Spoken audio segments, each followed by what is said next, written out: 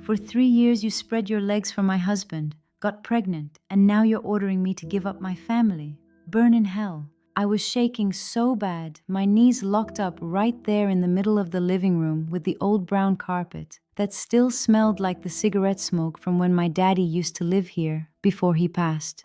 My sister just stood there by the couch with her hand on her belly that was just starting to show under that cheap Walmart tank top, and she looked me dead in the eye, like I was the one who done something wrong. The ceiling fan was clicking real slow above us, the way it always does when the Texas heat gets so thick you can taste the dust in the air, and I swear I could hear my own heartbeat slamming in my ears, louder than the cicadas outside the screen door.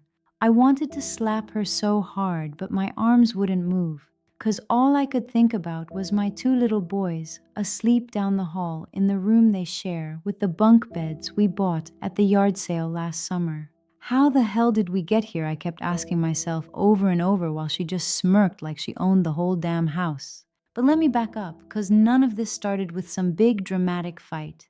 It crept in slow, like the humidity that makes your clothes stick to your skin before you even notice you're sweating. Me and Mike had been married 11 years. We met at the county fair when I was 20, and he was fixing up that old Ford pickup he still drives today with the dent in the fender from when he backed into the light pole at the Dollar General parking lot.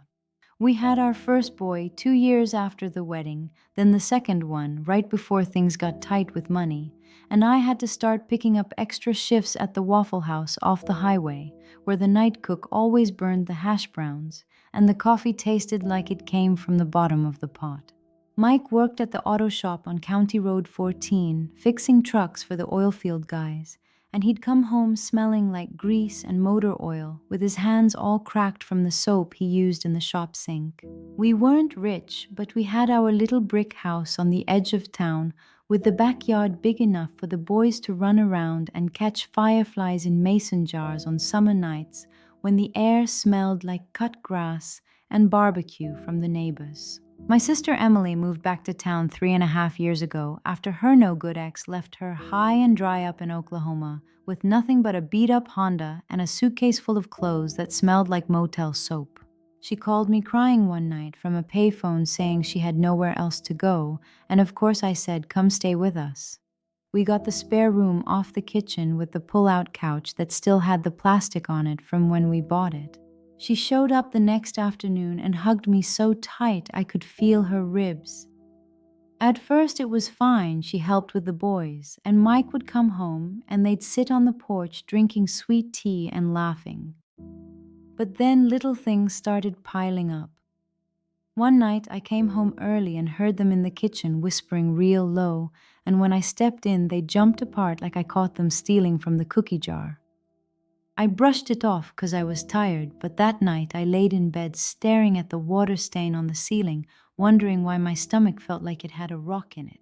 I found a receipt in the trash one morning for a motel out on the interstate, the kind with the hourly rates, and it was dated for a Tuesday afternoon when Mike was supposed to be at the shop. Then came the texts. His phone buzzed on the nightstand while he was in the shower, and the screen lit up with her name, M, and the message, "You left your hat here last night. Baby, don't forget it." That afternoon I went to the Dollar General and bought one of those cheap pregnancy tests, even though I wasn't late, 'cause something in me just knew, and sure enough, 2 lines showed up pink and clear as day. I was pregnant with our third, and I cried in the bathroom stall at work. The affair kept going, I know it now, looking back every late night, every weekend fishing trip he took with the guys that never added up. I confronted him one time after I found a hotel keycard in his work jeans, and he got mad and said I was crazy and paranoid and that I was stressing him out with the new baby coming and maybe I should see a doctor for my nerves. Emily took his side saying, "Sis, you've been working too hard, you know Mike would never," and she rubbed my back while I cried, but her hand felt cold like a snake.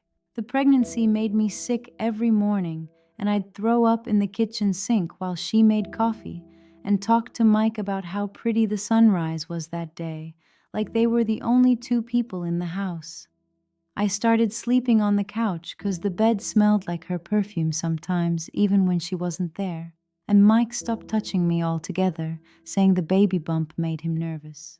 Then last month I came home from the doctor appointment where they told me the baby was healthy and growing good, and I walked in to find them in our bedroom, her on top of him with the sheets all twisted, and the afternoon sun coming through the blinds making stripes on their skin. I screamed so loud, the neighbor's dog started barking, and they scrambled apart, and Emily grabbed the sheet to cover herself, and Mike just sat there with his mouth open like a fish. That's when it all came out. She said they'd been together 3 years, that it started when she first moved in, and they couldn't help it, and that she was pregnant too with his baby, and that I should just let them be happy, 'cause the boys already loved her more anyway. She said I was too tired and worn out from working doubles and raising kids, and that Mike deserved someone young and fun, and that I should move out and let her take over the family. She even had the nerve to say the house was half hers now in spirit.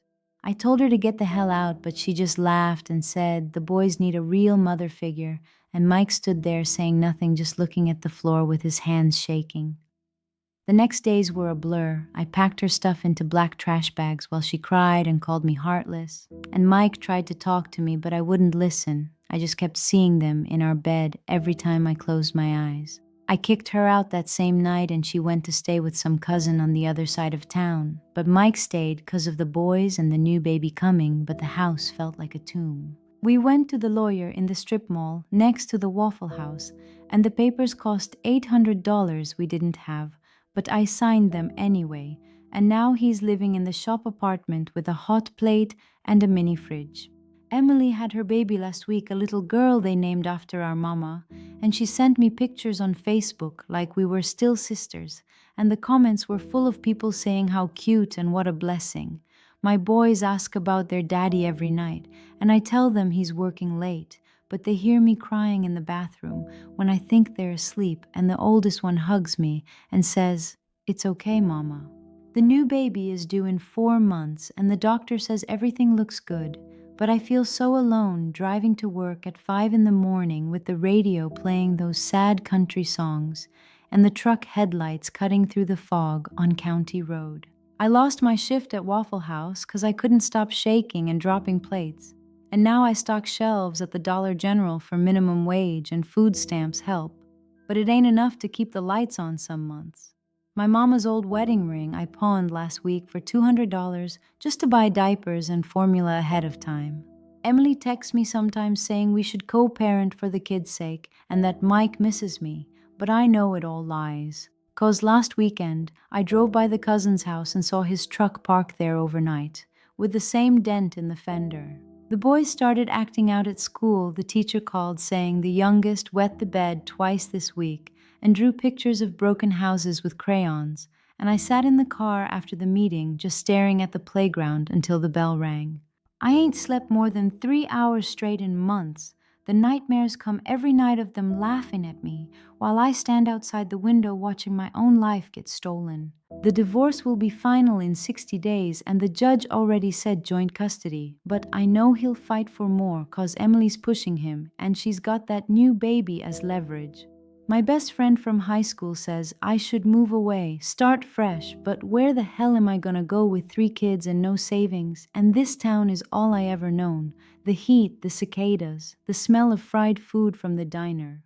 Sometimes I sit on the porch at night with a warm beer I can't even finish, and I look at the stars and wonder if I missed the signs, or if I was just too damn stupid to see what was happening right under my roof. The worst part is the boys still love their auntie and ask when she's coming back, and I have to smile and say soon, even though it feels like swallowing glass. Mike sent child support last month, $250 in a crumpled check with no note, and I cried in the bank line 'cause it wasn't even enough for the electric bill. I gained 30 pounds from the pregnancy and the stress, and my reflection in the bathroom mirror looks like a stranger. The doctor gave me pills for the anxiety, but they make me sleepy during the day. I keep the ultrasound picture of our new baby taped to the fridge next to the one of the boys, and I talk to my belly at night, telling her we're going to be okay, even though I don't believe it. My sister ruined everything. She took my husband, my trust, my future, and now she's got his baby and part of my boy's hearts. And I'm left here picking up the pieces with calloused hands and a broken spirit. The house is quiet now, except for the fan clicking and the occasional train whistle from the tracks 2 miles away. And I wonder how long I can keep pretending everything's gonna get better. I still love Mike deep down in that stupid way that won't die, but every time I think about forgiving him, I see her on top of him in our bed, and the rage comes back hotter than the Texas sun in July. The boys are my only reason to get up every morning. I make their lunches with the cheap bread from the day-old rack, and I kiss their foreheads before school, even when my eyes are burning from no sleep. I don't know what's going to happen after the baby comes. Maybe I'll end up on food stamps full-time or living with my cousin in the next county. But I know one thing for sure, I ain't giving up my family to that backstabbing bitch, no matter how loud she screams. This is my story, the real one, not the pretty version she's telling around town. And it hurts like hell. But at least now you know the truth the way it really went down in this little Texas town where everybody smiles at the grocery store. But nobody really knows what goes on behind closed doors.